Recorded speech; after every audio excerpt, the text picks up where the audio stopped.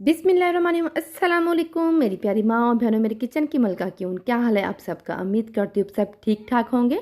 तो जी बच्चों को स्कूल भेजने के बाद मैं आ गई थी अपने रूम में। तो मैंने आज बहुत डिटेल से डस्टिंग करनी थी सारे घर की। तो सबसे पहले ना मैं जैसे अपने रूम में आती हूँ तो मैंने सबसे पहले विंडो ओपन करनी होती है, कर्टन मैंने सारे साइड पे कर देने होते हैं ताकि जो कमरा है ना थोड़ा सा हवादार लगे। आजकल वैसे भी गर्मियों का सीज़न तकरीबन शुरू हो चुका है तो बहुत हबस होती है कमरों में। तो इसलिए मैंने ना सारे विंडो वगैरह खोल दी है ताकि मेरे ना गिराज से कोई ठंडी ठंडी सी हवा अंदर आए, क्योंकि आजकल ना हवा बहुत ठंडी चल रही थी, बहुत मज़े वाली हवा चल रही थी। तो मैंने अपना रूम भी सारा सेट करना था। तो ब्लैंकेट वगैरह भी पड़े थे, वो भी सारे मैंने उठाने थे। ये सुबह के टाइम ही मैं शुरू हो गई थी क्योंकि आज मुझे बहुत डिटेल से सफाइयाँ करनी थी। रोज़ा रखा, उसके बाद बच्चों को भेजा स्कूल। तो इसके बाद अब मेरे सारे जो काम हैं डिटेलिंग वाली आज मुझे बहुत देर लगने वाली है। और रोज़े के साथ इतनी टफ रूटीन बहुत मुश्किल हो जाती है, लेकिन मैंने ना कुछ काम आज करूँगी और कुछ मैं ज़रा कल पे छोड़ दूँगी। ऊपर वाला पोर्शन मुझे साफ़ करना था और नीचे वाला भी सारे पोर्शन की डस्टिंग सफाई वगैरह सारा कुछ मुझे करना था आज। तो मेरी हेल्पर भी मेरे साथ आई थी। तो जी ब्लैंकेट वगैरह मैंने सारे सेट कर लिए थे और उसके साथ ना मैंने अपनी हेल्पर के साथ मिलकर बेडशीट सही कर रही हूँ। तो यहाँ पे मैं आपको एक टिप देना चाहूँगी, आप जब भी इस तरह से बेडशीट बिछाएं तो आपको ना चारों कोनों से पकड़ कर ना उसको इस तरह से गिरा दे लिया करें, स्पेशली उनके लिए जिनके बच्चे सारा दिन रूम में होते हैं। तो मेरे भी बच्चे सारा दिन मेरे रूम में ही होते हैं, तो इस तरह से ना बिल्कुल भी जो बेडशीट है ना वो कठिन होती है। मैंने चारों कोनों को पकड़ कर ना इस तरह सेट करके अच्छे से चादर को तो इसको ना गिरा लगा देनी होती है। तो उसके बाद जो जैसे मर्ज़ी बच्चे ऊपर छलांगे मारें, जो मर्ज़ी करें, तो बेडशीट बिल्कुल भी ख़राब नहीं होती। तो इस तरह बहुत सुकून रहता है कि बेडशीट ख़राब नहीं हुई। नहीं तो मुझे मेरे तो जहन में ये होता है कि जैसे ही बेडशीट ख़राब होती है मैं फ़ौरन जाकर अपनी बेडशीट सही करने लग पड़ी थी। लेकिन अब मुझे ज़रा सा सुकून हो गया जैसे मैंने ये वाली टिप ना आजमाई है। और इसके अलावा एक टिप मैं आप लोगों को और देनी चाहूँगी, जैसे ही आप लोग इसको ना पिलो लेते हैं तो उसको ना ऊपर डबल कवर चढ़ाया करें। जिस तरह नीचे वाइट है ना, तो इसके ऊपर इस तरह से एक और एक्स्ट्रा चढ़ा लिया करें। इस तरह जो वाइट वाला पिलो ना वो ज़रा भी ख़राब नहीं होता है। मेरे तकरीबन 10-12 साल हो गए हैं, ना ही मेरा मैट्रेस ख़राब हुआ है, इसलिए कि मैंने उसके ऊपर भी डबल कवर किया हुआ है। और इस जो पिलो है मेरे घर जितने भी पिलो हैं सारे मैंने ऐसे किए हैं और वो अंदर से बिल्कुल वाइट के वाइट हैं। तो मैं ऊपर वाले दोनों कवर उतार के ना धो लेती हूँ जब मुझे ज़रूरत पड़ती है। तो इसके अलावा अब मैं आ गई थी टीवी लॉन्च में, तो इसकी भी मैंने आज डिटेल से इसकी सफाई करनी थी, क्योंकि मैंने ईद से पहले अच्छी से सफाइयाँ की हैं। उसके बाद मैंने इतनी कोई ख़ास डस्टिंग की नहीं, तो की है लेकिन इतनी डिटेल से नहीं की। तो इसलिए आज ना मुझे बहुत डिटेल के साथ इन सब की ना डस्टिंग करनी थी। तो ये जो महीना है बाबरकत महीना, ये साल में एक दफ़ा ही आता है, तो इसलिए सारी कोशिश होती है कि हम जल्दी से डस्टिंग करें और कुरान पाक पढ़ लें, क्योंकि 12 बजे से पहले तो मेरे बच्चे स्कूल से वापस आ जाते हैं। फिर बच्चों को भी देखना होता है, बिल्कुल भी टाइम नहीं मिलता। शाम को अफ्तारी भी बनानी होती है। तो इधर ना मेरे पास 2 क्लीनर थे, एक मेरा स्कॉच ब्राइट का था और एक ये दूसरे वाला था। वो तकरीबन मेरा ख़त्म होने वाला है। स्कॉच ब्राइट का मैं लेके आई थी कि ये ना इससे शीशे वगैरह बहुत अच्छे साफ़ होते हैं। कुछ भी आप लोगों ने साफ़ करना हो, शेल्फ़ें वगैरह बहुत अच्छे इससे क्लीन होती हैं, दाग धब्बे बिल्कुल भी ख़त्म हो जाते हैं। तो इधर ना मैं सबसे पहले जितनी मेरी शेल्फ़ हैं टीवी लॉन्च की, तो इसको मैं उतार लूँगी। तो उतार के ना इसकी फिर अच्छे से इसको क्लीन करूँगी। तो जितनी भी घर में चीज़ें ले लें उतनी ही सफाई बढ़ जाती है।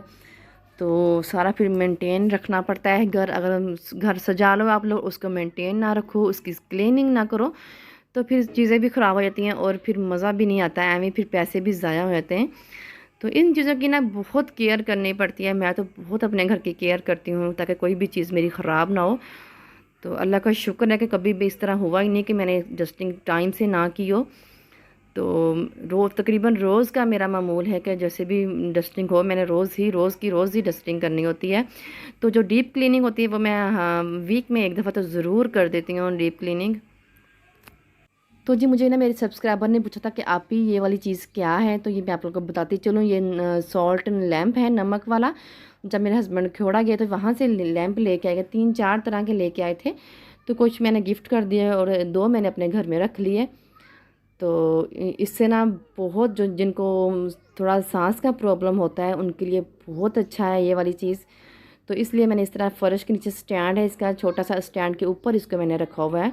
तो जो बाकी की क्लीनिंग है वो भी तकरीबन मेरी कंप्लीट हो चुकी है। आज मुझे तकरीबन 1 घंटा लग गया था अपने इस रूम में इसको अच्छे से क्लीन करते इसलिए मैंने ज़रा वीडियो फास्ट कर दी है ताकि आप लोग बोर ना हो जाएं। और आप सबसे रिक्वेस्ट है कि प्लीज़ मेरे चैनल को ज़रूर सब्सक्राइब करें, मेरी वीडियो को लाइक करें और बेल आइकॉन को ज़रूर प्रेस किया करें ताकि मेरी हर आने वाली वीडियो को नोटिफिकेशन आप लोगों को मिल सके। मैं आप लोगों के लिए इस तरह से अच्छी अच्छी सी वीडियो लेकर आती रहूँ। तो जी ये भी मेरा काम ऑलमोस्ट तकरीबन हो चुका था। तो अब जी बारी थी टेबल की।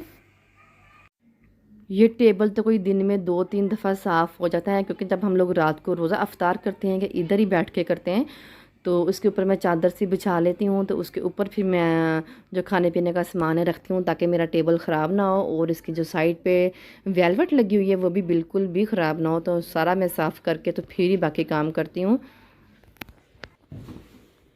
तो अल्लाह का शुक्र है ये भी मेरा काम डन हो चुका है। अब मैं जाऊंगी अपने ड्राइंग रूम में, उसको भी अच्छे से मैंने क्लीन करना है। और जो बाकी के काम है झाड़ू पोछे वो मेरी हेल्पर साथ साथ वो भी मेरे लगी हुई है। तो वैसे ना गर्मी पड़ रही थी तो इसलिए ना आजकल रोज़ा ना लग रहा था, पहले वैसे रोज़े लगे नहीं, तो इसलिए डस्टिंग करने में भी थोड़ी सी मुश्किल मुझे हो रही थी। लेकिन मैंने सारी डिटेल से डस्टिंग करनी थी, जो मर्ज़ी आज हो जाए। तो उसके बाद जी मैं आ गई थी अपने किचन में। किचन में मैंने सबसे पहले डिस्पेंसर को अच्छे से क्लीन किया है।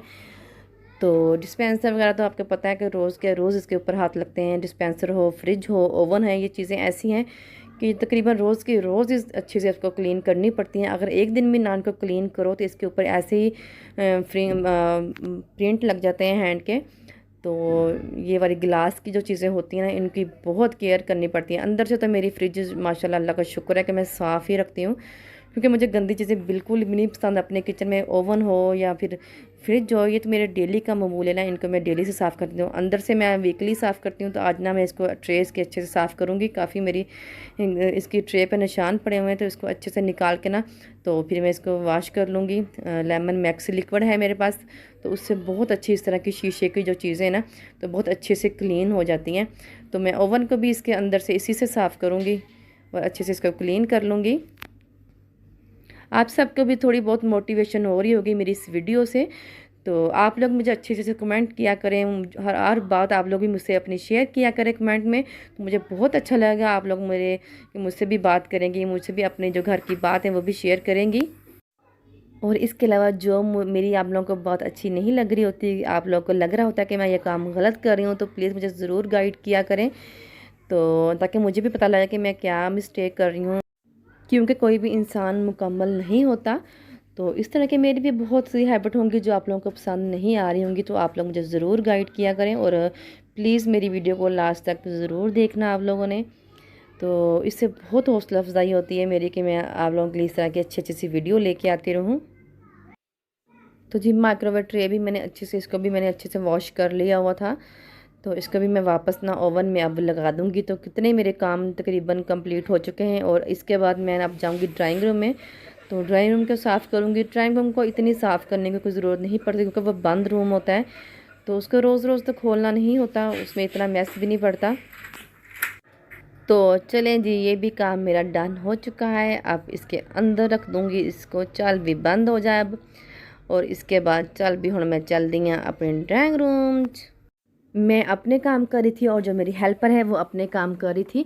तो वो ब्रश लेके तो इससे ना सोफ़े क्लीन कर रही थी। इसको ना जो मैं ना ब्रश से मैं रोज़ क्लीन कराती हूँ और वैक्यूम क्लीनर से तकरीबन वीक में एक दफ़ा करवाती हूँ। उससे अच्छे से इसकी जो मिट्टी है ना फिर साफ़ हो जाती है। तो चल भी हम लोग चलते थे ड्राइंग रूम में। तो ड्राइंग रूम जाने से पहले ना मैं आपको अपने प्लांट्स दिखाती हूँ जो मैंने ना अपने गराज में रखे हुए हैं। तो काफ़ी हम प्लांट्स बहुत अच्छे ग्रो कर रहे थे, लेकिन काफ़ी ना 1-2 बच्चों ने ख़राब कर दिए हैं। तो वो भी मैं दिखाती हूँ। इसके ऊपर बहुत डस्ट पड़ी थी। आज मैंने सबको इनको वॉश करना है। जब मैं गराज को धोऊंगी ना तो फिर इन सबको मैं अच्छे से वॉश करूँगी। तो बड़ा ही प्यारे प्यारे प्यारे ये मेरे प्लांट थे, बहुत अच्छी इनकी ग्रोथ हो रही थी। बाहर का मौसम है ना, तो इसमें बहुत अच्छी इनकी ग्रोथ होती है। और एक बात आप लोगों से कहना चाहूँगी कि आप लोग ना अपने घर में ये स्नेक प्लांट लाजमी रखें। ये जो जर्म्स होते हैं हवा में, ये उनको अब्जॉर्ब करता है और ये ऑक्सीजन खारिज करता है। तो इस तरह के प्लांट है ना अपने घर में ज़रूर रखा करें। और इसके अलावा ये वाली जो मेरे इसको क्या प्लांट को क्या बोलते हैं, कंगी पाम इस तरह का कुछ इसको बोलते हैं, मुझे सही इसकी अब याद नहीं आ रहा। लेकिन ये वाला ने मेरे बच्चों ने ख़राब कर दिए थे। बच्चे ना गराज में फ़ुटबॉल खेल रहे थे और ये फुटबॉल आके ना फिर पौधों को लग गई और पौधे मेरे टूट गए। तो मुझे फिर बड़ा ही गुस्सा आया बच्चों पर, लेकिन बच्चों ने भी कहीं ना कहीं तो खेलना ही होता है। तो बाकी माशाल्लाह मेरे प्लांट बिल्कुल सही थे। तो उसके बाद अब मैं आ गई थी ड्राइंग रूम में। ड्राइंग रूम से जाने से पहले ना इसका जो डोर है ना अच्छे से इसको मैं साफ़ करूँगी। ये तो डेली बेस पे साफ़ होता है क्योंकि मिट्टी इतनी ग्रास से आती है रूम से, तो इनको तो डेली साफ़ करेंगे तो फिर ये डोर साफ़ रहते हैं, हॉल रूम का भी और ड्राइंग रूम का भी। तो जी अब मैं आ गई थी ड्राइंग रूम में। सबसे पहले मैं इसकी लाइट्स ऑन करती हूँ और उसके बाद मैं इस बेड को करूँगी साफ़। ये तकरीबन रूम ना बंद ही आता है, जब कोई मेहमान वगैरह हो तो फिर ही इसको खोलना होता है। वैसे तो बस डस्टिंग के लिए इसको फिर मैं खोलती हूँ। तो उसके बाद मैं इसको ना हवा शवा लगा के ना कमरे को तो अच्छे से ना फिर साफ़ करके इसको बंद कर देती हूँ, ताकि मैंने बहुत अच्छे से सेट किया हुआ है ताकि ये ख़राब ना। अभी और भी इसमें सेटिंग और भी बहुत करने वाली बाकी है। इसकी वॉल्स पे अभी मैंने ना काफ़ी पेंटिंग शेंटिंग लगानी है, तो वो भी ऐसा ऐसा लगाते रहेंगे क्योंकि हम जो बंदे हैं ना हमारे हस्बैंड लोग, उनके पास इतना टाइम ही नहीं होता कि वो काम कर सकें। तो जब उनके पास टाइम होता है ना तो फिर मैं उनसे कहती हूँ मुझे लगा दें, तो फिर बस जब उनका दिल करे ना तो फिर ही वो घर के काम कराते हैं, नहीं तो वैसे नहीं कैसे करवाते वो लोग। तो इसको मैं अच्छे से ना कपड़ा मार के झाड़ रही हूँ। वैसे तो इसको ना मैं वैक्यूम क्लीनर से वीकली साफ़ करती हूँ, उससे बहुत अच्छे से इसकी डस्ट उतर जाती है। उसके अंदर ना उन्होंने एक पार्ट दिया हुआ है इस तरह से क्लीन करने का, तो वो आगे अटैच करके तो उससे लगाती हूँ। तो सोफ़े वगैरह भी मैं अच्छे से इस तरह से इसके झाड़ लूँगी सारे, क्योंकि ये ग्रीन कलर है इसके ऊपर मिट्टी बहुत प्रोमिनेंट होती है। मुझे बहुत पसंद थे अपनी ड्राइंग रूम की जो थीम है, मेरा था कि मैं इसको ग्रीन कलर में ऑर्गेनाइज़ करूँ सारा अपना ड्राइंग रूम। तो मैं आप लोगों को ना ये गिफ्ट दिखाती हूँ। ये मेरी बड़ी प्यारी मेरी दोस्त ने मुझे ये बना के भेजे थे। तो मैंने ना वॉलपेपर लगवाए थे अपने घर में, तो जो उसके जो वॉलपेपर के पीस बचे हुए थे ना तो उसने मुझसे मांगे थे, मैंने उसको फिर भेजे थे फैसलाबाद।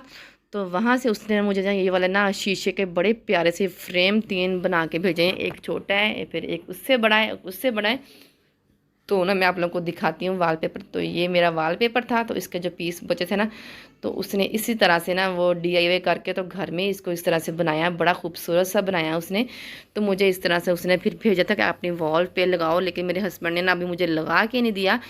इसकी ना थोड़ी सी सेटिंग अभी बाकी है, तो इसीलिए इसको ना अभी हम लोगों ने एक साइड पे रखा हुआ है कि ना जब टाइम मिलेगा तो फिर इसको वॉल पे ना हम लोग लगाएंगे, सामने वाइट वाली वॉल पे।